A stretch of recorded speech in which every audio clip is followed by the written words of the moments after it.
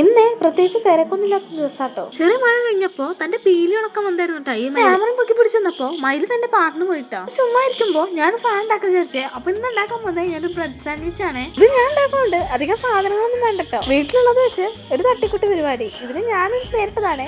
അങ്ങനെ ഞാൻ 2 എഗ്ഗ് എടുത്തിട്ടുണ്ട്. ഈ 2 എഗ്ഗ് കുത്തി കളക്കാനായിട്ട് കുറച്ച് കുരുമുളക് പൊടിയും ഉപ്പും കൂടി ഇട്ട് കൊടുത്തിട്ടുണ്ട് കേട്ടോ. ഇത് നേരെ ഇതങ്ങ് പൊരിച്ചെടുക്കുക കേട്ടോ. അങ്ങനെ ചെറിയ ഓംലേറ്റ് അടിച്ചെടുത്ത് ഇത് നമ്മള് ബ്രെഡ് നെയ്യ് പൊരിച്ചെടുക്കാണ്ട് ഒരു പണിയും കൂടി ഉണ്ട്. അങ്ങനെ നമ്മള് ബ്രെഡിന്റെ 2 വശത്തും ഈ ഒരു നെയ്യ് തേച്ച് പൊരിച്ചെടുത്തു. ജസ്റ്റ് മാറിപ്പോ എന്റെ ബ്രെഡ് ഒരിത്തിരി ബ്രൗൺ ആയി. ബ്രെഡ് പൊരിച്ചെടുക്കുന്നതിനോടൊപ്പം ഞാൻ സോസും കൂടെ റെഡി ആക്കി കഴിഞ്ഞു കേട്ടോ. സത്യം പറയാലോ, സോസ് ഇത്രയും അടിപൊളിയായി കിട്ടുന്നത് ഞാൻ ഒട്ടും പ്രതീക്ഷിച്ചില്ല കേട്ടോ. ആ സോസും കൂടെ റെഡി ആക്കി കഴിഞ്ഞപ്പോ ഇനി ബ്രെഡിന് ഈ ഒരു സോസ് തേച്ച് കൊടുക്കണേ. ഇനിയിപ്പോ അത്ര വലിയ പണിയൊന്നുമില്ല. ഇതിന്റെ മുകളില് ഒരു ഓംലേറ്റും പിന്നെ വീണ്ടും നമ്മൾ സോസ് തേച്ച് ഒരു ബ്രെഡും കൂടി വെച്ചു. ഇതാണ് കേട്ടോ നമ്മുടെ സാൻഡ്വിച്ച്. ഞാൻ പറഞ്ഞല്ലോ, ഉള്ളത് വെച്ച് ഒരു തട്ടിക്കുട്ടി സാൻഡ്വിച്ച്. നമ്മുടെ ഡെക്കറേഷൻ പരിപാടി കഴിഞ്ഞിട്ടോ. ഇനി നമ്മളെ കഴിക്കേണ്ട ദൗത്യം കൂടെ ഉള്ളൂ. അങ്ങനെ നമ്മള് സാൻഡ്വിച്ചിന്റെ ഫോട്ടോഷൂട്ടൊക്കെ കഴിഞ്ഞ് ഇനി ഞാൻ കഴിക്കേണ്ട ദൗത്യം കേട്ടോ. അമ്മ വന്നപ്പോ അമ്മയ്ക്കാട്ടോ ഞാൻ ആദ്യം ടേസ്റ്റ് ചെയ്യാൻ കൊടുത്തേ. അമ്മയ്ക്കാണെങ്കിൽ അത് കണ്ടപ്പോഴേ ഇഷ്ടപ്പെടുന്നാട്ടോ തോന്നുന്നേ. അങ്ങനെ ഇവരുടെ ടേസ്റ്റ് ചെയ്ത അഭിപ്രായം കഴിഞ്ഞിട്ട് വേണം എനിക്കൊന്ന് കഴിക്കാൻ. എല്ലാവരുടെ അഭിപ്രായത്തിലും അവർക്ക് ഒത്തിരി ഇഷ്ടമായി കേട്ടപ്പോ പിന്നെ ഞാനൊന്നും നോക്കിയില്ല. ആറ്റിറ്റ്യൂഡ് ഇട്ട് ഞാനൊന്ന് കഴിക്കട്ടോ.